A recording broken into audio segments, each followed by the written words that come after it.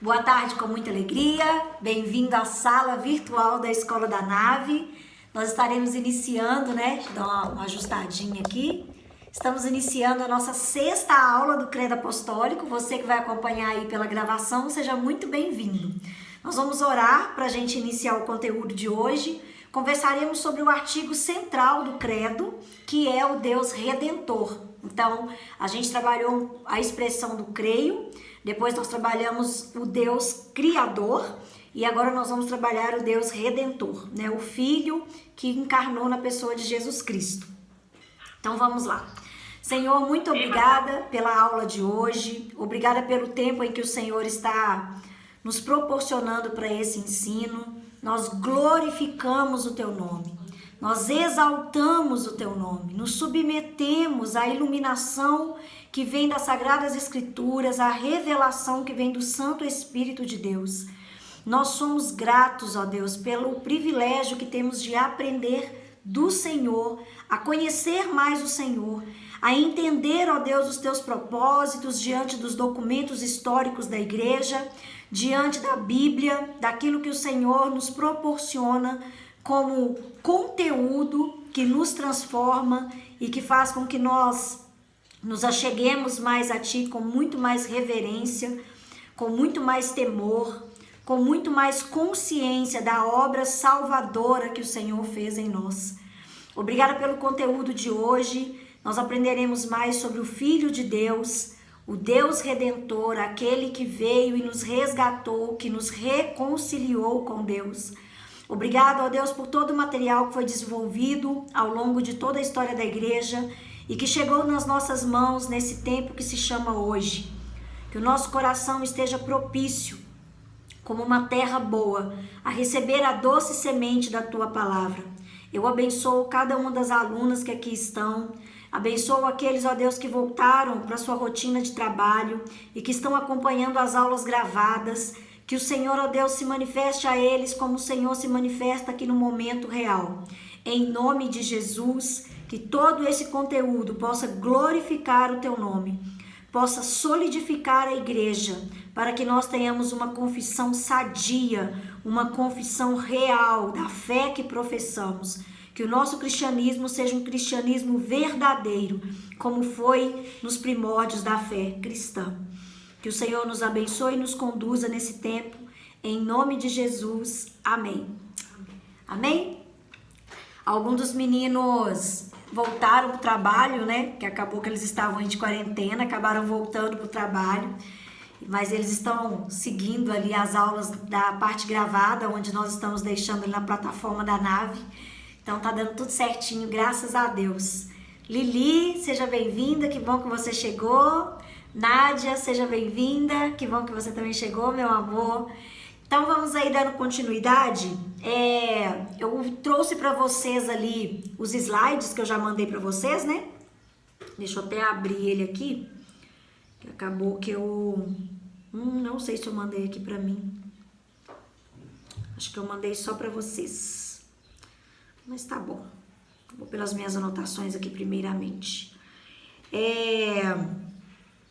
Hoje o artigo que nós vamos estudar então é o artigo central, onde nós temos Jesus Cristo, o único Filho de Deus Pai, A apresentação aí do Deus Redentor, o Deus que se manifestou em carne, aquele que se abdicou de toda a sua glória, que se propôs a comprar uma dívida e a pagar essa dívida, Ele é o presente que Ele mesmo se deu para si mesmo. Olha que doideira isso. Ele é o presente que precisaria ser dado a Ele, uma propiciação, E Ele foi o próprio presente, porque Ele é o Deus Todo-Poderoso. Quando a gente vai caminhando aí com essa consciência de que o credo é uma confissão, a nossa fé, ela está respaldada numa coisa verbalizada e não apenas numa coisa utópica, numa fé subjetiva, A nossa fé, ela é uma fé real. Ela não é algo que está aí solto no ar, não. Nós podemos tocar nessa fé. Essa fé, ela é palpável, ela é algo inerente à nossa vida cotidiana, às nossas ações, e o credo veio nos mostrar isso, né? E nós temos iniciado nossas aulas confessando o credo. E aí a gente tem feito essa declaração: creio em Deus, o Pai Todo-Poderoso, Criador do céu e da terra, e em Jesus Cristo, seu único Filho, nosso Senhor, que foi concebido pelo poder do Espírito Santo, nasceu da Virgem Maria, padeceu sob Pôncio Pilatos, foi crucificado, morto e sepultado, desceu à mansão dos mortos, ressuscitou ao terceiro dia, subiu ao céu, está sentado à direita de Deus Pai Todo-Poderoso, donde há de vir a julgar os vivos e os mortos. Creio no Espírito Santo, a Santa Igreja Católica, a comunhão dos santos, a remissão dos pecados, na ressurreição da carne e na vida eterna. Amém. Esse artigo que nós vamos estudar hoje, ele é o artigo mais extenso do credo, e o credo vai fazer questão de dar mais ênfase na pessoa do Filho, por entender que Jesus, ele é o centro de toda a revelação que há nas Sagradas Escrituras. Então, quando você tem um artigo da confissão da fé dedicado ao Filho, e esse artigo contém mais conteúdo, é justamente porque nós entendemos que nele está a revelação. O Deus Todo-Poderoso se revela na pessoa do Filho. A pessoa do Espírito Santo foi revelada na pessoa do Filho. Então, aquele que representa a deidade da Trindade, ele vai receber aí uma maior atenção nesse artigo, que é um bloco que vai cobrir o Deus como redentor, né? Aquele que veio nos redimir, aquele que veio pagar a nossa dívida, nos reconciliar da inimizade que nos separava de Deus. O segundo artigo, tendo Jesus Cristo, essa expressão, né? Jesus, é a mesma expressão que vem do hebraico para o entendimento do judeu, que Yahvé é a salvação. Então, da mesma forma que nós temos Jesus Cristo, nosso Salvador, para aquele que tem entendimento do hebraico bíblico, ele não tem dúvida que essa expressão traz também a mesma forma que havia no Antigo Testamento, onde o Deus Criador se apresentava como Salvador, Yahvé, né? Então, esse nome santo de Deus, onde Deus, na verdade, é um nome impronunciável. Essas vogais foram colocadas aí para facilitar, né? A gente vai ter o desenvolvimento do hebraico bíblico no decorrer dos anos, e aí eles vão chamar de texto massorético. O texto massorético é justamente sons vocálicos que foram incluídos ali nas palavras hebraicas para que elas se tornassem pronunciáveis, porque o tetragrama sagrado de Deus no hebraico, você não tem pronúncia para ele, e é de propósito, né? O nome de Deus é impronunciável, mas aí para trazer para uma forma mais lógica de estudo, então aí você tem na expressão para a tradução de português, a palavra Yahvé, né? Yahvé quer dizer que o Deus é o Salvador, e o Jesus Cristo, o Messias, ele também tem a mesma expressão, tanto é que Jesus, ele na raiz hebraica, ele aponta até para Joshua, né? Que também é o nome de Josué, e Josué significa salvação, o Josué bíblico lá, sucessor de Moisés, né? E Yeshua é uma ramificação da palavra Joshua, né? Yeshua, Joshua, então significa aí que Deus é a salvação. E esse critério de salvação, ele já aponta para a missão de Cristo. Ele é o nosso Salvador. Ele carrega na sua essência, do significado do seu nome, a sua própria missão, né? O que ele veio fazer, o seu nome já o precede. Isso é muito comum na cultura oriental, o nome trazer um significado, né? Então, toda vez que a gente estuda um nome bíblico, é muito comum a gente estar ali estudando também os significados desses nomes. Ontem, na célula do Petit, a gente foi conversar sobre Keren Apuk, e a gente aprendeu que o nome dela, numa tradução bem grosseira, assim, para o entendimento mais fácil, é justamente uma caixinha de cosméticos, né? Aquilo que traz beleza. Então, Keren Apuk quer dizer aquela que traz beleza. Todos os nomes hebraicos, eles são carregados de um significado muito poderoso. E eu me lembro quando eu estava grávida, né, e a gente fez ultrassom e viu que o nosso filho seria um homem, né, o Davi. E o Mori falou, não, eu quero que o meu filho tenha um nome com significado, né? E aí nós oramos e o Mori foi ali tocado por Deus para colocar o nome do Davi, de Davi, D-A-V-I, a gente colocou bem em português mesmo, mas tem um significado muito forte que significa amigo de Deus e aquele que é amado por Deus, né? E também amado por todos. E essa foi uma característica linda de Davi, ele foi amado por Deus e amado por aqueles que conviveram com ele. Nem todos, né? Claro que a gente teve ali muito problema relacional na vida de Davi, mas a grande maioria, aqueles que realmente entendiam os propósitos de Deus, o amaram, né? O rei mais amado de toda a história de Israel até os dias atuais. Quando nós declaramos que nós cremos naquele que traz a salvação para nós, na verdade nós cremos naquele que é de fato ungido de Deus, né?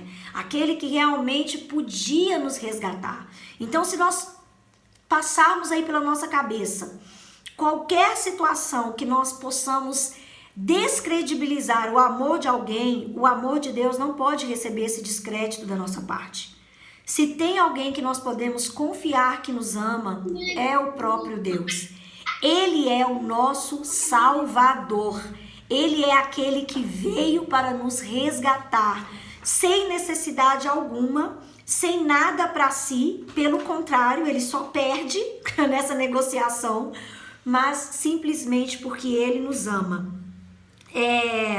Fato é que a gente vai pensar no nosso momento, década de 40, década de 50, movimento hippie, nós tivemos uma alta muito grande, até sob influência do naturalismo, que foi há um tempo atrás com Charles Darwin. O ateísmo teve um crescimento gigantesco, né? Então era muito comum você ter pessoas que se declaravam deliberadamente ateias, né? Mas com o passar do tempo, e o ser humano por si, ele não consegue sustentar isso por muito tempo, claro, né? A grande massa vai aí cedendo. Então a gente teve aí até uma crítica, né? Muitos ateus diziam assim, eu sou ateu graças a Deus, né? E há uma expressão muito engraçada com historiadores de guerra, tanto Primeira Guerra como Segunda Guerra, eles vão dizer que na trincheira não tem ateu, né? Então ali na hora mesmo, nos campos de batalha, porque a gente teve a Primeira e a Segunda Guerra justamente nessa alta fase de ateísmo, mas tanto os companheiros como os homens de alta patente, eles vão dizer o seguinte, na trincheira não tem ateu. A hora que o cara encara ali a situação da morte, do perigo, do medo, dos traumas, de ver tanta morte, tanta carnificina, tanta violência, de ver a maldade do homem sobre o outro ser humano de uma forma tão exacerbada, ele clama a Deus, né? Então, de todos que se diziam ateus ali nos campos de batalha, na hora que ia para a trincheira, eles clamavam a Deus. E aí isso foi trazendo algum tipo de consciência.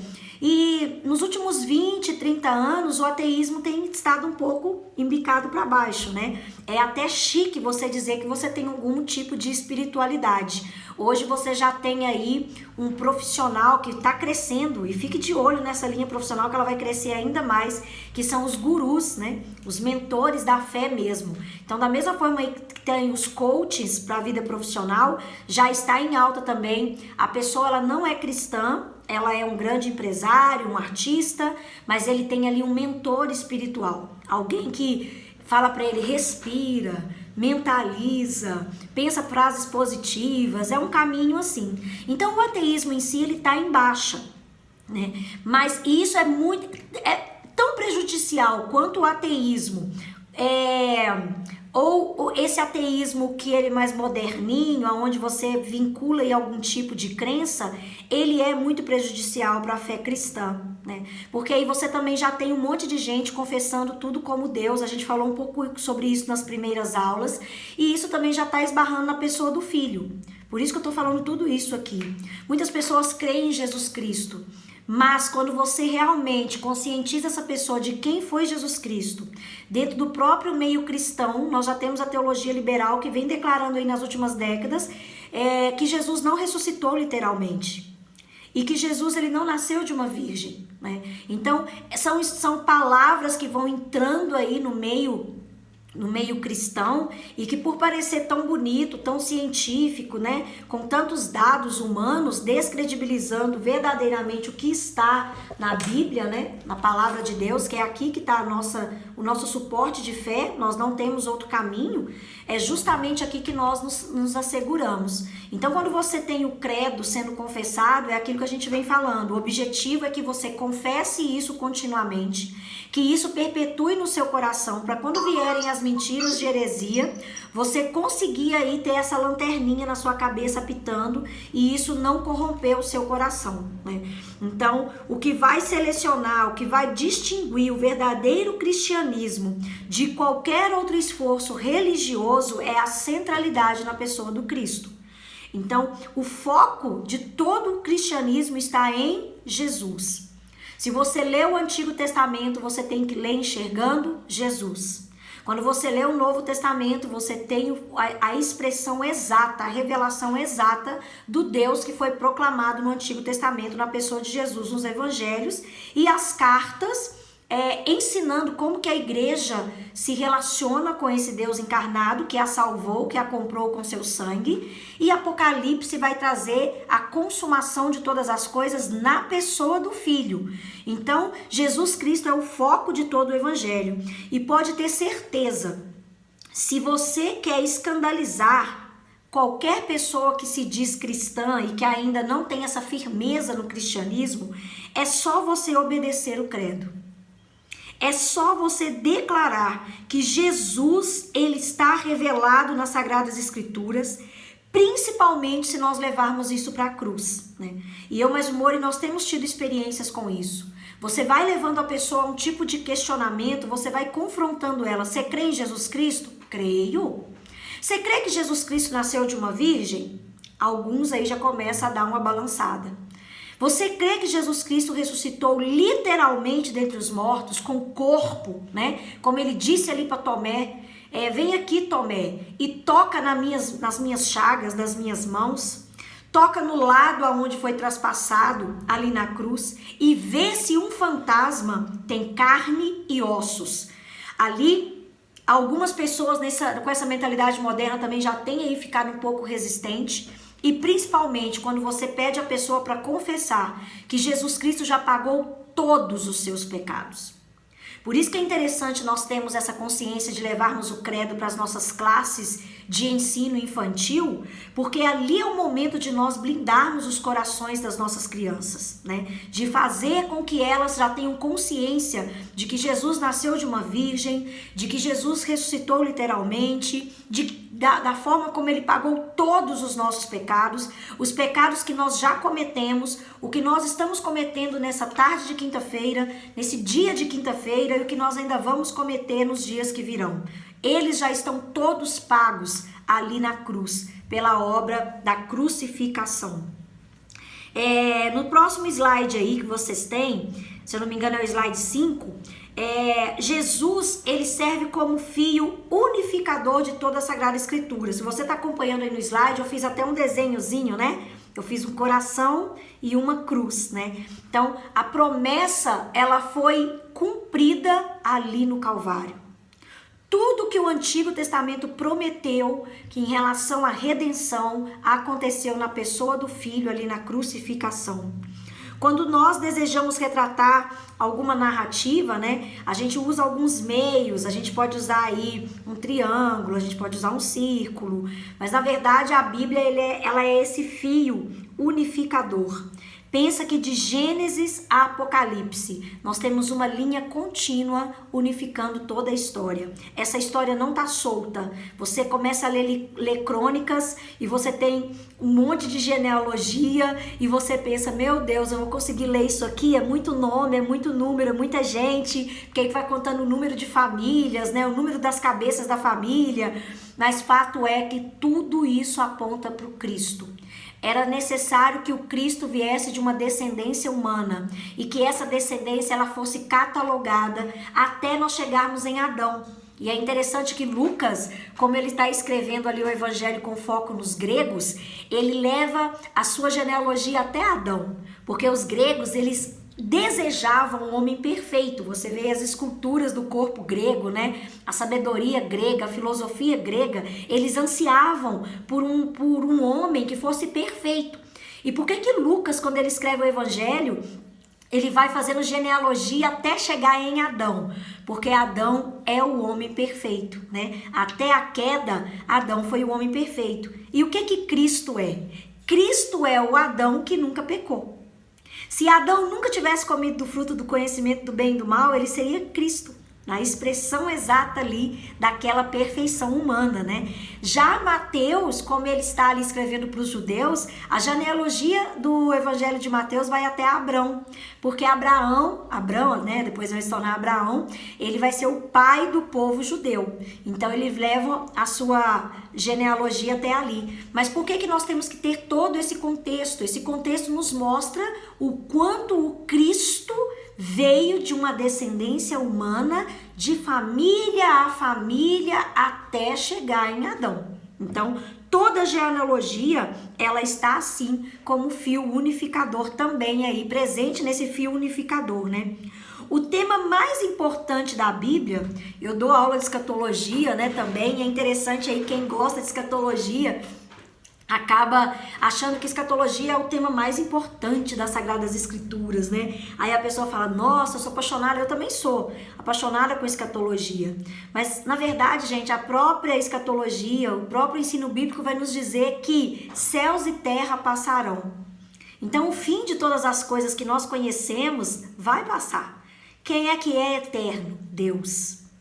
A Trindade é eterna, né? Então o foco de tudo que nós vemos, que nós nos movemos, tem até um texto que ele não está aí na aula, mas eu lembrei dele aqui agora, que eu li hoje, que está em 1 Coríntios capítulo 8, versículo 6.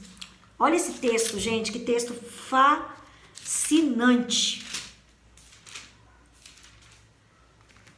1 Coríntios 8, versículo 6. Todavia, para nós há um só Deus, o Pai, de quem são todas as coisas, para quem existimos, e um só Senhor Jesus Cristo, pelo qual são todas as coisas, e nós também por Ele, né? Então, todo o foco das Sagradas Escrituras está na pessoa de Jesus Cristo. Nós não podemos nos esquecer disso.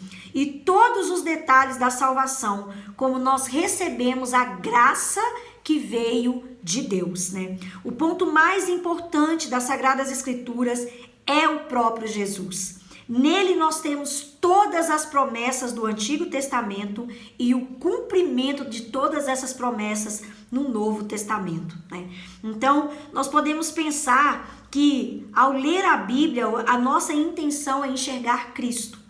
Por isso que você vê que ele é o centro da confissão da fé cristã, ele é o centro do credo e ele também é o centro das Sagradas Escrituras. Você percebe que como o credo vem trazer justamente esse ensino, né? Como Cristo é o centro da Bíblia, ele também está no centro do credo. Essa é a intenção. E a aliança de Deus com o povo não é possível sem a mediação que há em Cristo Jesus.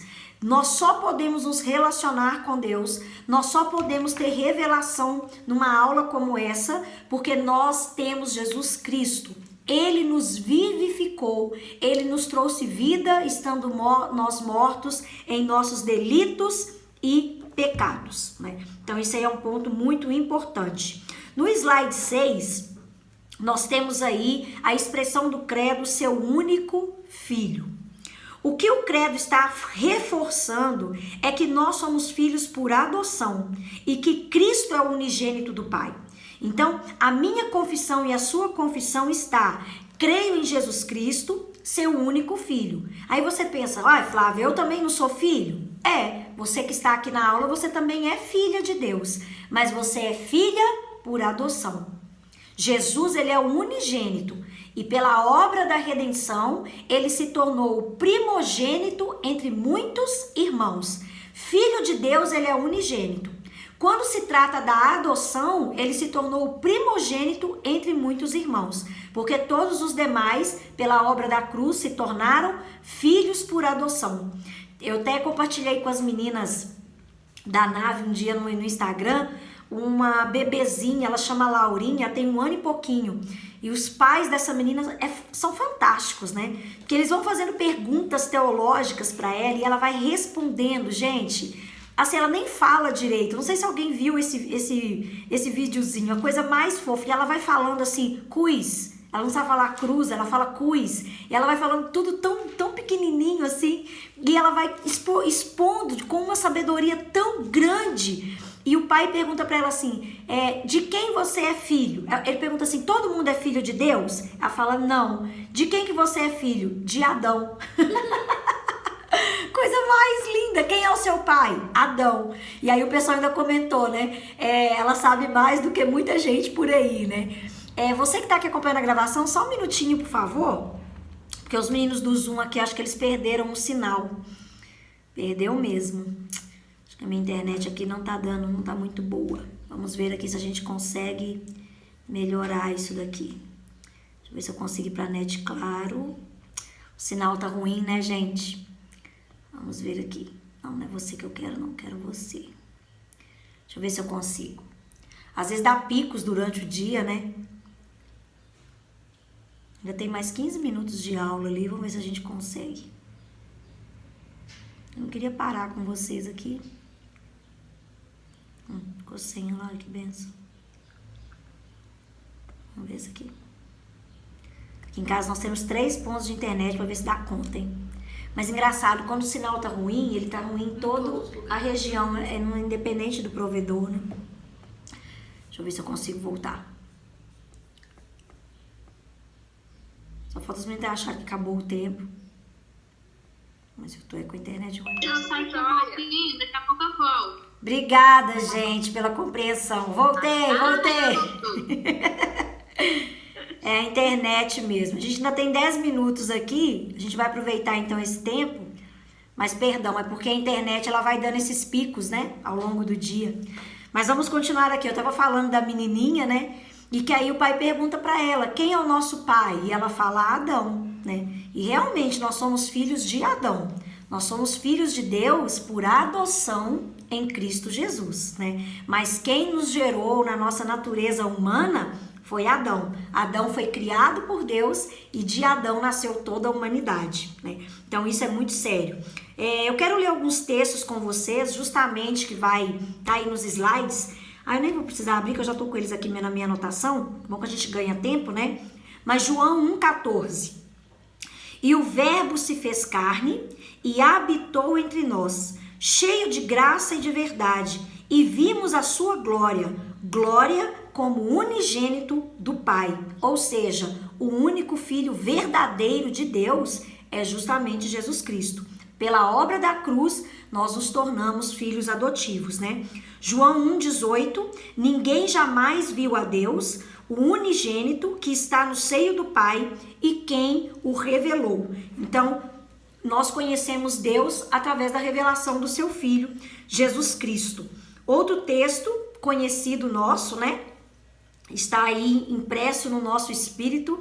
É interessante como que alguns textos o Espírito Santo ele coloca uma tatuagem, né? E fica marcada aí no meio do cristianismo, né? Toda a igreja confessa esse versículo, que é João 3,16. Porque Deus amou o mundo de tal maneira que deu o seu Filho unigênito, para que todo aquele que nele crê não pereça, mas tenha vida eterna. Você vê como que o apóstolo João, inspirado pelo Espírito Santo, é enfático, né? Na presença da deidade no Filho e deixando muito claro que ele é o unigênito de Deus em todos esses versículos que a gente está lendo. O versículo 18 também, do capítulo 3, vai dizer, quem nele crê não é julgado, e o que não crê já está julgado, porque não crê no nome do unigênito Filho de Deus. Eu tô lendo todos os versículos na versão revista e atualizada, tá bom? Na ARA. 1 João 4,9. Nisto se manifestou o amor de Deus em nós, em haver Deus enviado o seu Filho unigênito ao mundo para vivermos por meio dele. E essa vida aqui é a vida espiritual, a qual nós perdemos ali na queda de Gênesis 3, né? E Romanos 8, 29 vai aí dizer como que Jesus, ele agora, depois da obra da redenção, ele é o primogênito, né, entre muitos irmãos. Então vamos abrir aí Romanos 8, 29. Porquanto aos que de antemão conheceu, também os predestinou para serem conformes à imagem de seu filho, a fim de que ele seja o primogênito entre muitos irmãos, né? Deus não tem outro ao seu lado a não ser o Cristo. Quem está sentado à direita de Deus Pai? O Cristo, o Filho do Deus vivo, né? Esse sim desfruta do mais profundo nível de intimidade com o Pai, do qual nenhum outro ser humano tem. Lembra dos apóstolos ali, né? Falando, a mãe falando, Jesus, eu queria te pedir um favor, né? Tem como um filho meu sentado um lado, outro filho sentado do outro. E aí Jesus fala, acaso eles podem beber do cálice que eu vou beber? E eles falam, podemos. Vocês podem passar pelo batismo que eu vou passar? Podemos. E Jesus até confirma, não, realmente, vocês vão passar pelo batismo de martírio, tanto é que todos foram martirizados, né, exceto João. Mas Jesus vai falar assim, ao lado do meu Pai, compete somente o que o Pai designou para estar. E é justamente ele mesmo, né? Vamos ler aí alguns textos. Primeira carta de Pedro, capítulo 3, versículo 22. 1 Pedro 3, 22. Estou na 2 Pedro, por isso que eu não estou achando. O qual, depois de ir para o céu, está sentado à destra de Deus, ficando-lhe subordinados anjos, potestades e poderes, né? Tudo está aí debaixo do poderio de Jesus Cristo. Salmo 110, versículo 1. Temos aí também uma referência veterotestamentária, né? Do Antigo Testamento. Salmo 110, 1. Disse o Senhor ao meu Senhor, né? Então você vê aí o Quírios dando uma declaração para o próprio Quírios, né? O Deus falando para ele mesmo, é o que a gente tem aí a dança trinitária, lembra? Assenta-te à minha direita, até que eu ponha os teus inimigos debaixo dos teus pés. Aqui será na obra da consumação, né? Até o que está ali em Romanos 16, 20, e ele esmagará Satanás debaixo dos seus pés, né? Outro texto aí que também eu quero ler com vocês é Mateus 22, 44. Evangelho de Mateus, capítulo 22, versículo 44, textos que vão respaldando a nossa confissão de fé na pessoa do Filho. Fui lá para Marcos, volta. Mateus 22, 44. Disse o Senhor ao meu Senhor, uma citação do Salmo 110, assenta-te à minha direita até que eu ponha os inimigos debaixo dos teus pés. Então, esses outros textos aí, eles estão respaldando a declaração do Antigo Testamento. 1 Coríntios 15, 25. Também um texto que nós podemos meditar sobre isso. Porque convém que ele reine até que haja posto todos os inimigos debaixo dos teus pés. Essa consumação a gente vai ver acontecendo ali em Apocalipse, capítulo 20, 21, né? Aonde nós teremos realmente o inferno e a morte lançado no lago de fogo, que é a segunda morte, onde será o fim de todo mal, o fim de todas as coisas. E esse julgamento só é possível pela obra do Filho, né? Tanto encarnado como morto, crucificado, ressuscitado e glorificado na glória. Hebreus capítulo 1, versículo 13, também vai nos dizer, ora, a qual dos anjos jamais disse, assenta-te à minha direita, até que eu ponha os meus inimigos debaixo dos meus pés? Aqui ele está dizendo que nenhum anjo, por mais espiritual que seja, por melhor categoria espiritual que ele tenha, ele terá o direito de se assentar ao lado de Deus. Ao lado do Pai só está o Filho, o unigênito de Deus. Nenhum ser humano vai nascer filho de Deus, mas todos se tornarão filho de Deus, segundo a gente tem ali o relato de João 12, mas a todos quanto receberam, deu-lhes o poder de se tornarem filhos de Deus, né? Ao contrário disso, Jesus sempre existiu. Jesus nunca se tornou filho de Deus. Nós sim, nós nos tornamos. Ele sempre foi, né? Ele nunca se tornou filho de Deus. Nunca houve um tempo em que Deus não fosse pai.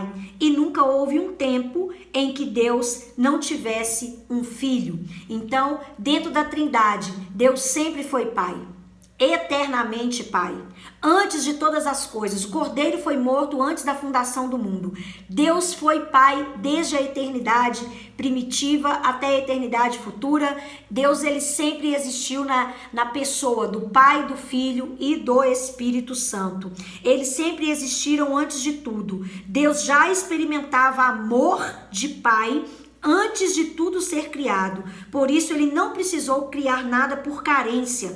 Ele foi criado, nós é que fomos criados pela fluência do amor que há na pessoa da Trindade, né? Do Pai, do Filho e do Espírito. Então, às vezes as pessoas vão pensar, Deus me criou porque ele estava carente, né? Então ele queria que eu desse glória, que eu desse honra, que eu desse adoração. Ele sempre recebeu isso do Filho. Ele sempre foi pai. Ele nunca foi carente de nenhum filho. Ele sempre teve tudo que ele sempre precisou na pessoa do Filho. E o Filho sempre teve tudo que precisou na pessoa do Pai e da pessoa do Espírito. Aquela dança trinitária que o C.S. Lewis vai declarar ali no livro do Cristianismo Puro e Simples, que eu já falei com vocês. Nós estamos aqui no último minutinho. Vamos encerrar então, vamos para o segundo tempo. Vamos lá? Para a gente continuar? Licença aqui, tá? A gente vai terminar aqui e vamos pra lá. Os meninos aí da gravação, fica firme aí, que a gente vai voltar agorinha. Mas isso é muito lindo, né? Eu, quando comecei a ter contato com essas expressões do C.S. Lewis, eu fiquei maravilhada, né? Como assim essa dança trinitária? Que perfeição é isso? A dança perfeita da Trindade, aonde nunca faltou nada. Porque eu já vi cristãos se revoltando, né? E falando, pra que eu tenho que adorar esse Deus? Esse Deus é um déspota. Ele fica pedindo adoração, como se Deus precisasse dessa adoração, né? E na verdade isso nunca aconteceu. Ele nunca foi carente de adoração. Porque ele sempre foi pai, ele sempre se realizou no Filho. E o Filho também sempre foi filho, sempre teve pai, sempre se realizou no Pai.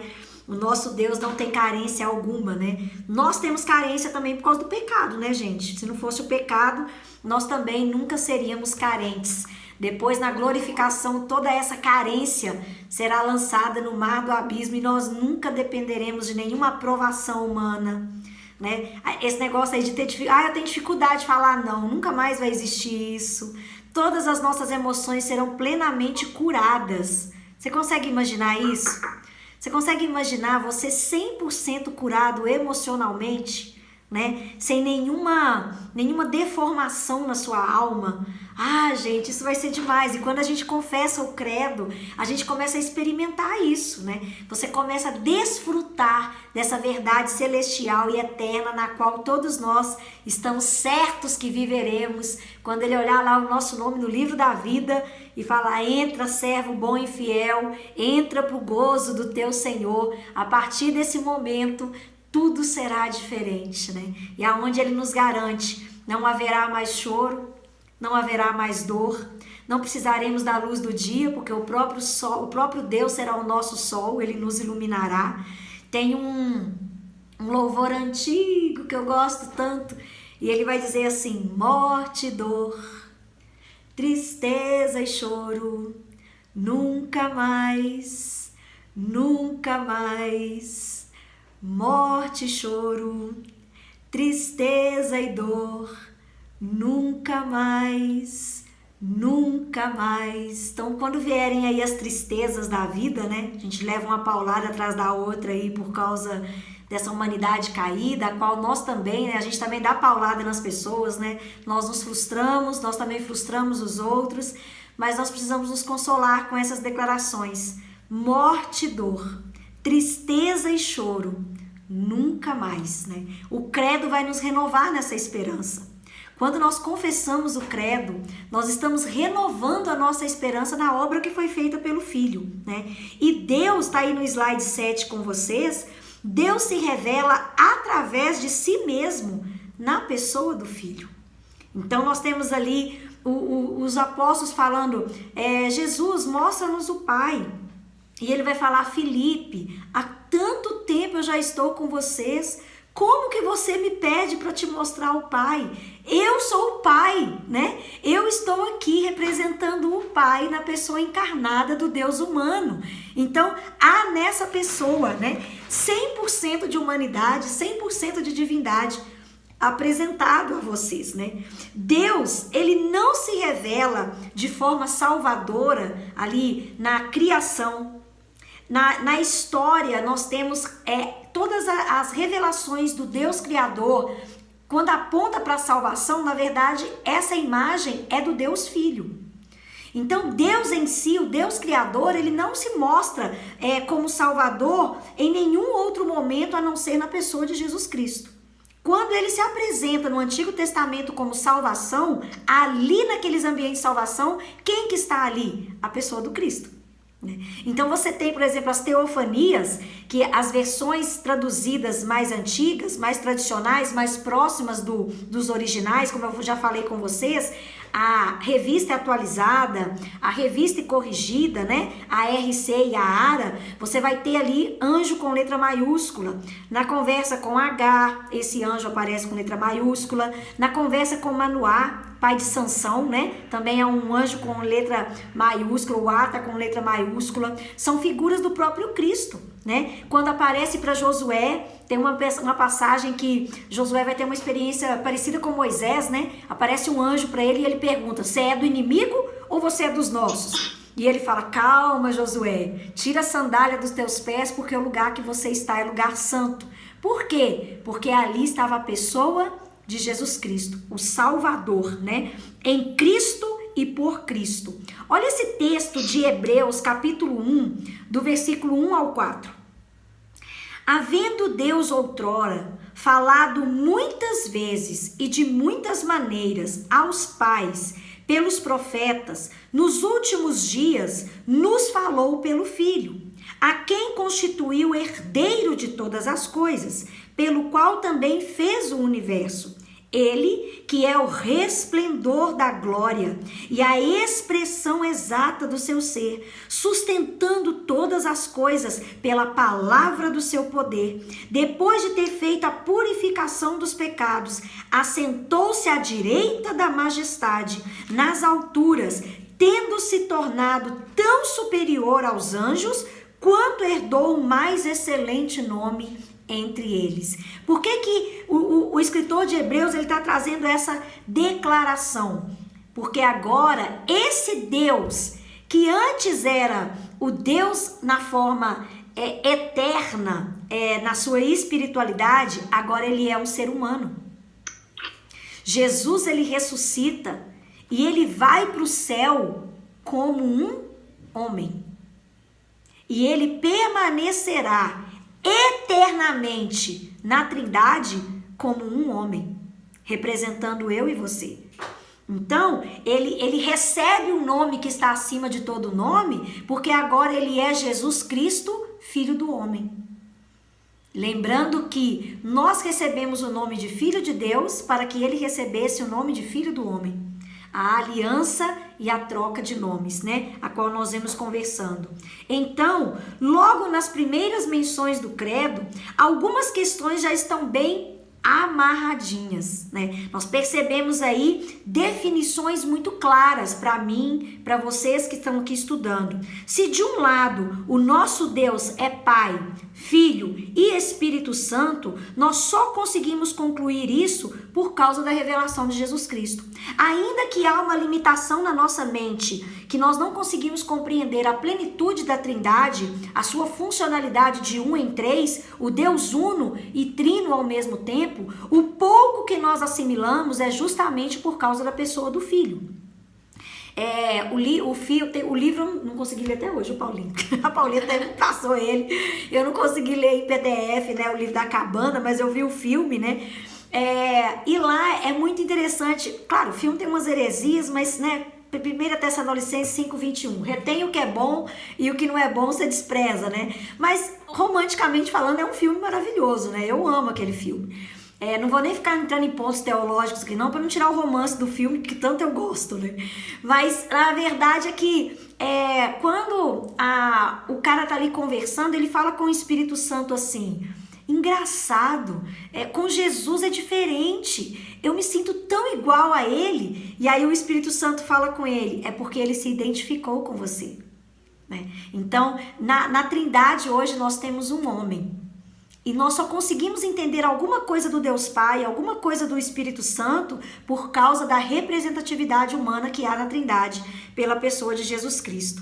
E interessante que João, ele finaliza o seu evangelho justamente dando um relato, concluindo todo o cunho evangelístico. O evangelho de João vai ser o último evangelho a ser escrito. Na verdade, ele está com um compêndio de escritos praticamente depois que todo o Novo Testamento já estava todo quase escrito, né? Então você vê ali uma diferenciação no evangelho de Mateus. Como eu disse, de João. O evangelho de Mateus tem um foco para os judeus, Marcos para os romanos, Lucas para os gregos, mas João é o que vai chamar da escritura universal, a escrita para toda a igreja. E João vai fazer questão de trazer a evidência de Jesus encarnado, o verbo que encarnou, o Deus que se manifestou na pessoa do Cristo. E ele finaliza falando, olha, vamos ver aí o finalzinho até anotei aqui, ó.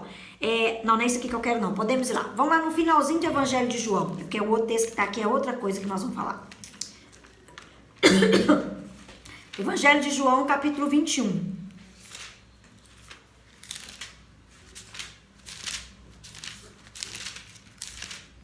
João é maravilhoso, né, gente?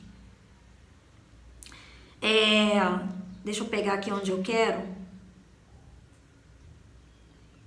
O 24 e o 25, João vai dizer assim: este é o discípulo que dá testemunho a respeito destas coisas e que escreveu. E sabemos que o seu testemunho é verdadeiro. Há, porém, ainda muitas outras coisas que Jesus fez. Em relação, os evangelhos estão tratando da obra de Jesus, né? Então João está dizendo, tem muito mais coisa que ele fez que nós não escrevemos, né? E se todas elas fossem sido relatadas uma a uma, creio que nem no mundo inteiro caberiam os livros que seriam escritos, né? Por quê? Porque ele é Deus.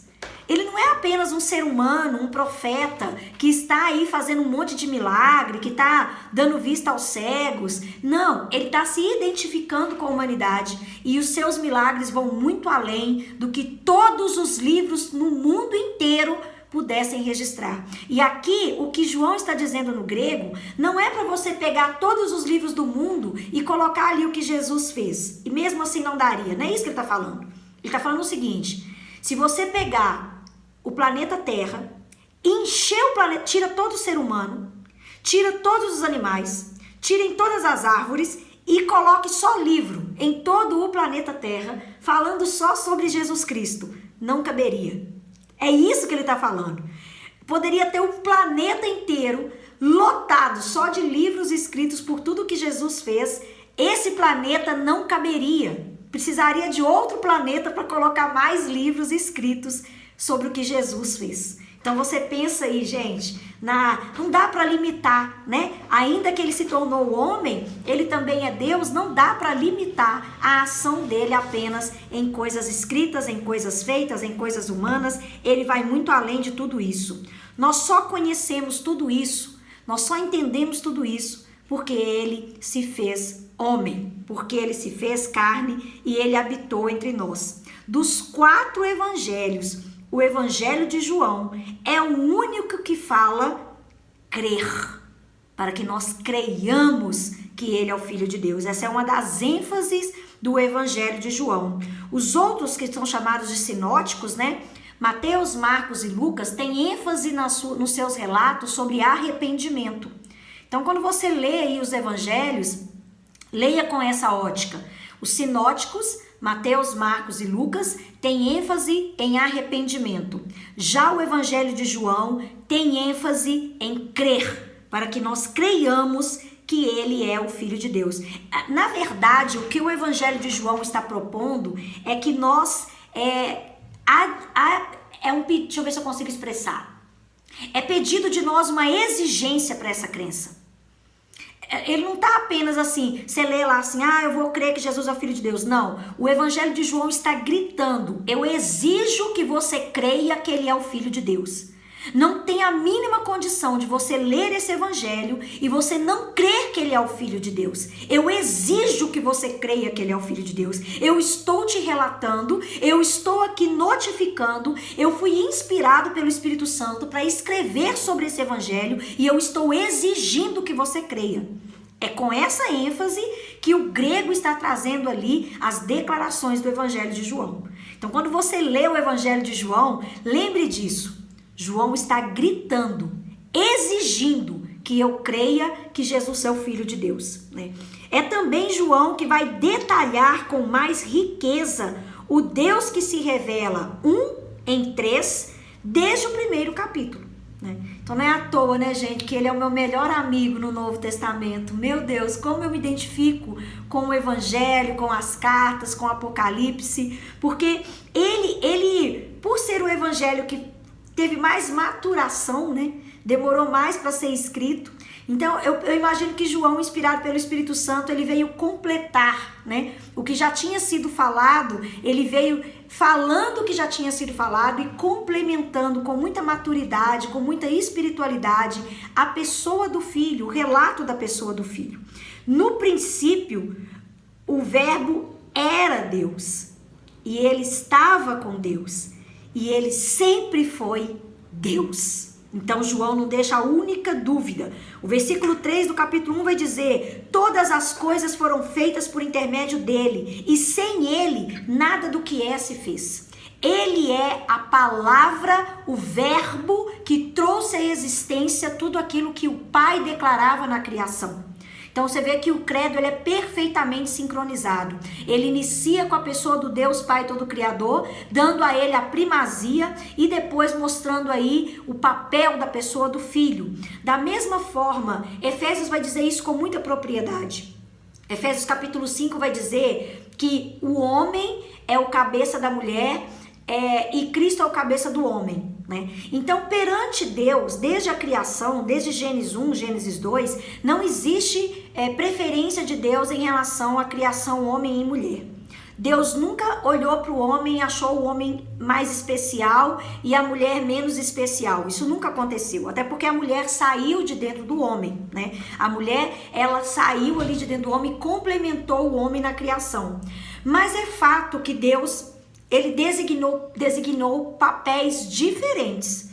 E não quer dizer que na execução desses papéis é reportado ordem de importância para a pessoa, né? Para a característica da pessoa. E isso é um reflexo espiritual da Trindade. Então nós temos o mesmo Deus em 3, mas cada pessoa tem o seu papel. A gente tem visto isso aqui. O Deus Pai tem o papel criador, o Deus Filho, o papel redentor, né? Mas isso não coloca nenhuma pessoa da Trindade em lugar de patamar de importância. Todos eles recebem a mesma importância. A palavra criadora de Jesus Cristo, o verbo que era o próprio Deus, tem todo o seu relato aí. Vocês podem ficar como para casa a leitura de João capítulo 1, né? É um texto riquíssimo, aonde vocês vão aí tendo mais familiaridade. Circulem a palavra crer, verbo, filho, né? Para que vocês... eu gosto muito de colorir, se a sua Bíblia é impressa, coloque cores para verbo, cores para filho. Eu gosto de fazer isso para me ajudar a ter uma identificação com o texto quando eu estou lendo, né?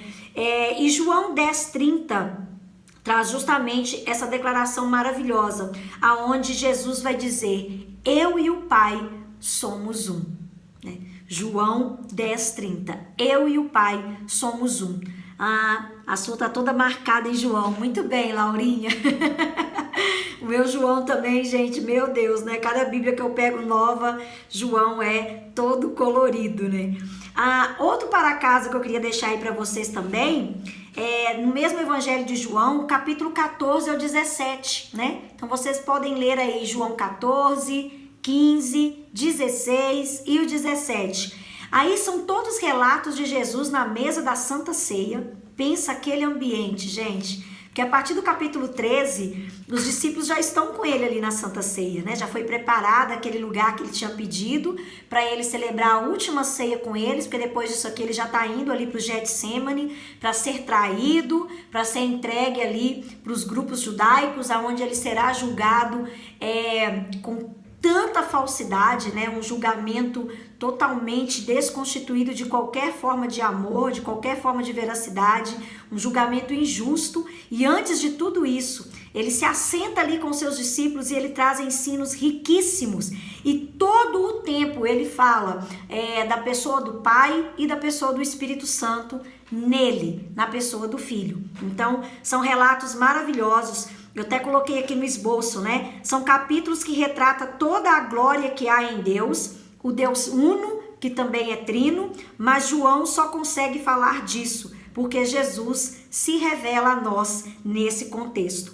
Jesus mesmo afirma que ele precisa ser glorificado para que o Espírito Santo venha. Então, João 14, 16, ele vai falar isso, né? Quer ver? Vamos lá?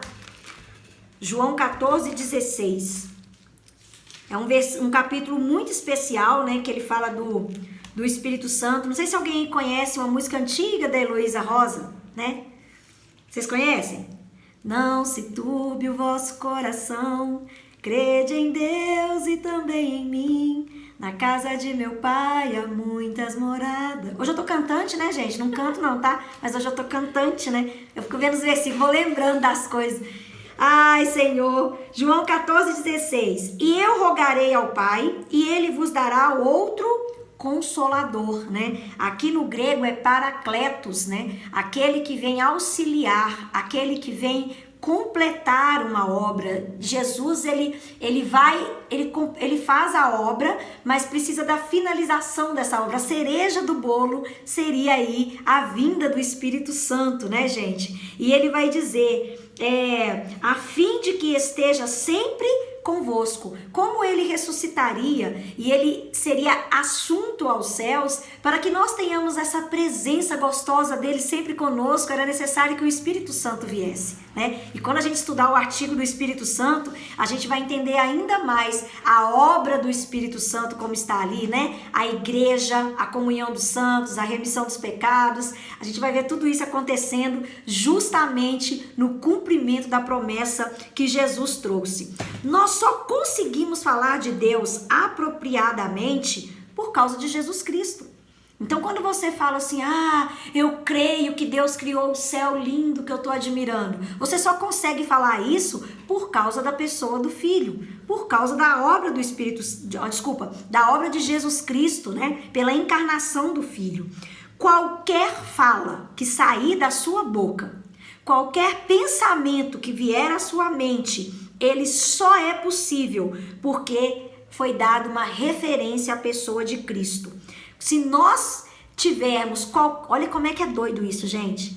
Se nós olharmos para Deus sem ver a pessoa de Cristo, é como se fosse um caminho de idolatria. Por quê? Porque eu estou criando deuses na minha cabeça. Aquilo que a gente vem conversando. Eu não posso pensar assim, agora eu estou adorando o Deus Pai. Não. Quando eu falo o meu amor para o Deus Pai, o Deus Filho, o Deus Espírito recebe automaticamente.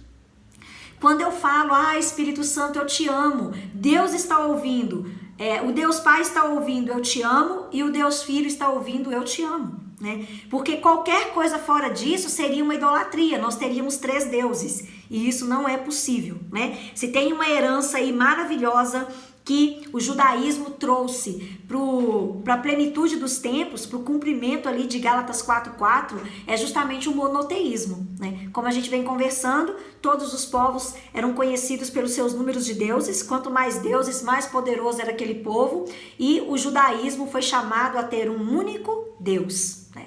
Então, o Shema Israel, né? Ouve, ó Israel, o Senhor é o teu Deus. Deuteronômio 6 tem a chamada, Êxodo 20 também, não terás outros deuses além de mim. Eu sou o Senhor, teu Deus, né? Então, toda vez que nós alimentamos qualquer pensamento, verbalizamos qualquer confissão sobre a Trindade, temos que lembrar que é 3 em 1 e que é 1 em 3 ao mesmo tempo, né? A expressão Nosso Senhor está aí no slide 8.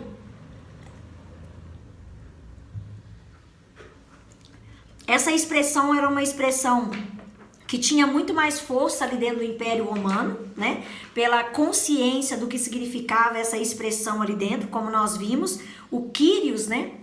O Kyrios era você declarar a sua devoção a um único Senhor, e essa expressão era uma expressão requerida pelo imperador romano. Então, quando você dizia que você tinha outro Senhor, você estava se declarando inimigo do império, e a pena era a pena de morte. E o credo, ele vem sim reforçar essa declaração, e a igreja primitiva não tinha medo de falar isso. Eu tenho um único Senhor, o meu Senhor é Jesus Cristo. Então o credo, quando ele está dizendo aí, creio em Jesus Cristo, seu único Filho, nosso Senhor, olha que interessante, olha como é que a igreja, ela vai requerer uma confissão pessoal e coletiva ao mesmo tempo. O fato de eu declarar que Jesus Cristo é o meu Senhor, eu faço parte de uma igreja. Então a minha crença, ela é individual, mas ela também reporta uma coletividade simultânea. Olha que lindo isso. Creio em Jesus Cristo, creio. Quem creio? A Flávia, né? O indivíduo, Flávia. Creio em Jesus Cristo, seu único Filho, nosso Senhor. Ou seja, Senhor da igreja a qual a Flávia faz parte. Então não é possível eu declarar que Jesus é o meu Senhor sem eu estar ligado à igreja. Nessa confissão aqui, a teologia dos desigrejados cai por terra. Ela não se sustenta. Tá vendo como que uma confissão vai te preparando para você guardar o seu coração das heresias pós-modernas? Eu vou falar das pós-modernas porque é a qual nós estamos. Porque o credo vem protegendo a cristandade das heresias que ocorrem em todos os séculos da igreja. Em todos os séculos da história da igreja, né? Então, creio em Jesus Cristo, seu único Filho, nosso Senhor de quem? Da igreja, da coletividade. Então, pessoas que falam, a pessoa fala assim, eu creio em Jesus, creio. Você faz parte de qual comunidade da fé? Não gosto de igreja, não. Não gosto de pastor, não gosto de crente, todo mundo rouba, tudo pedófilo, ninguém vale nada, é tudo ladrão, eu quero ser igreja eu sozinho. Ou assim, não acredito em nada não, assim, de igreja não, mas eu creio em Jesus, eu oro para ele, né? Eu faço orações para ele. Então, são confissões mancas, né? São confissões subjetivas que não estão apoiadas aonde? Aqui. Então, uma coisa é eu verbalizar uma confissão, outra coisa é eu sustentá-la com a palavra de Deus. Eu não posso sustentar a minha confissão no que eu acho. A Flávia não tem autoridade para isso, até porque a Flávia falha. A Flávia fala uma coisa hoje, amanhã ela está falando outra, mas aqui não. Isso aqui é plenamente confiável desde sempre. Nós temos aqui pelo menos 6.000 anos respaldados com veracidade, com confiabilidade, sem margem de erro, sem margem de nenhum critério que falhou. Todos eles já se cumpriram e o que nos garante que os que não se cumpriram também vão se cumprir, né? Então, a confissão ela começa, né?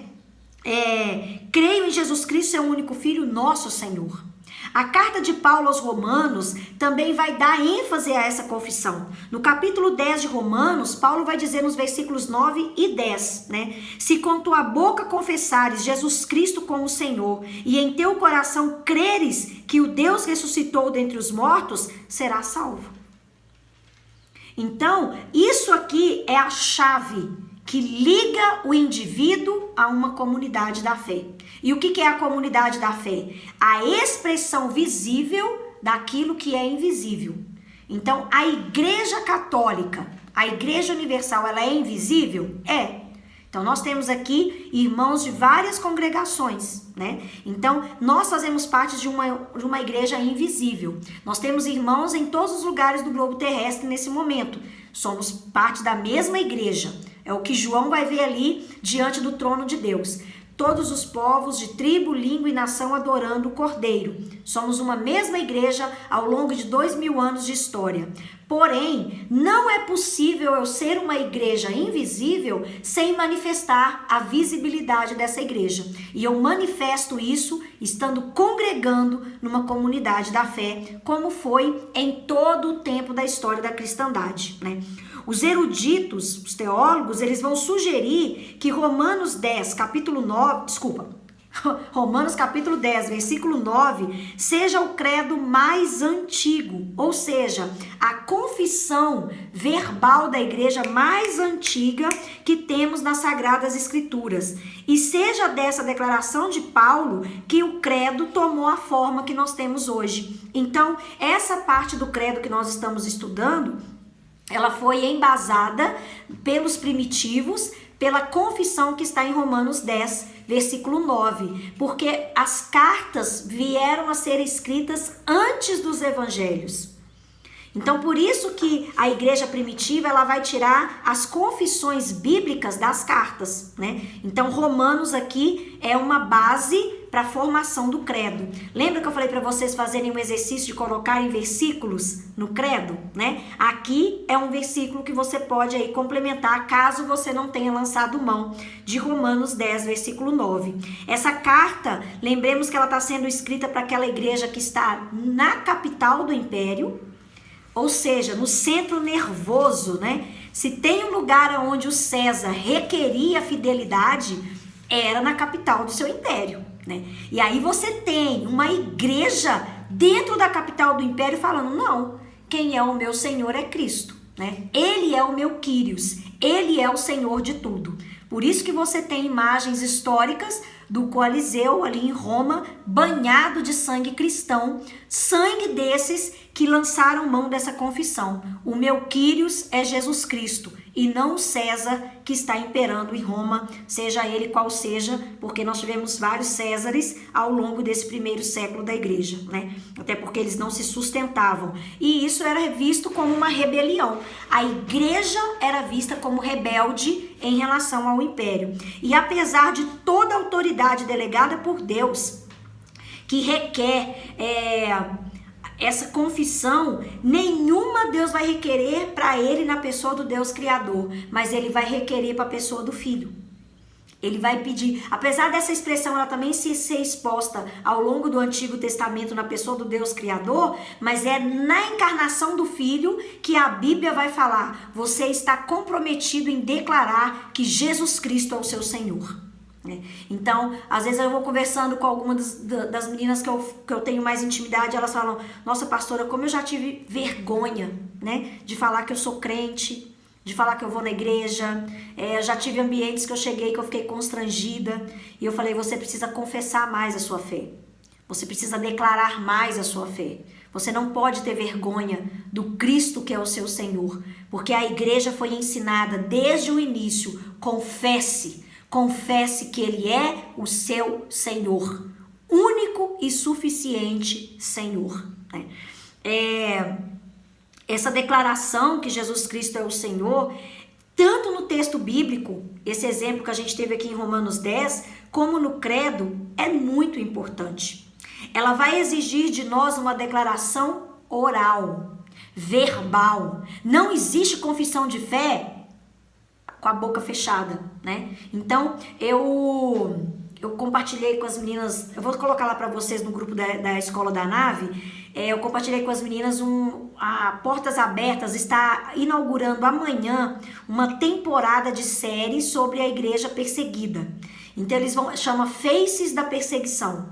Eles vão lançar mão ali de relatos de pessoas que expõe a sua vida em ambientes onde o cristianismo é perseguido por amor ao Senhor, por não negar esse Cristo como Senhor. Então, nós não podemos ter essa timidez Nós não podemos ter essa vergonha, né? Seja ela em qual nível que seja. Fato é que quando nós dizemos que Jesus Cristo é o nosso Senhor, nós não estamos dizendo que Ele é somente o meu Senhor. Lembra como é que o credo fala? Creio em Jesus Cristo, seu único Filho, nosso Senhor. A minha declaração, ela também cobre o meu irmão. Ela também mostra que o cosmos tem o senhorio de Cristo. Quando eu declaro que Ele é o meu Senhor, que Ele é o nosso Senhor, eu estou declarando que eu creio que todas as coisas estão debaixo do seu governo, que nada fugiu à soberania da sua vontade, que tudo que está acontecendo está no pleno controle do propósito dEle. E isso faz com que minha fé não vacile, que a minha fé fique firme e que eu não seja dúbia, que eu não seja vacilante na minha fé, né? No Antigo Testamento, essa expressão Kyrios, né? Senhor, claro que Kyrios aqui está no grego, lá no Antigo Testamento está em hebraico, né? Mas eu trouxe aqui para vocês alguns contextos para a gente refletir sobre isso, para finalizar aqui a aula. Para expressar que Deus é Senhor de todas as coisas, você vai ter expressões do Antigo Testamento como Rei dos Reis, Senhor dos Senhores. É a mesma compreensão que a gente está tendo aqui no Novo Testamento, tá bom? E lá no original do hebraico, a palavra grafada ela é diferente, mas o conteúdo de significado é o mesmo, né? E as demais letras, elas vão trazer aí a palavra Iavé com essa consciência, que o Iavé, esse tetragrama sagrado, significa que Deus é dono de tudo, dono do cosmos, dono de toda a criação, dona da minha vida, dona das minhas células, de cada pelo do meu corpo, de cada célula do meu corpo, de cada árvore do planeta, de cada peixe que nada nos oceanos. Ele é dono de tudo, Ele é Senhor de tudo, né? E no Novo Testamento, o Kyrios é proporcional a esse Iavé.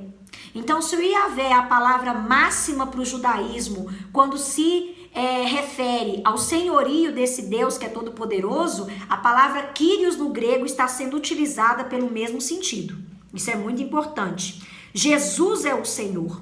É uma afirmação de filiação última do crente e da liberdade do crente.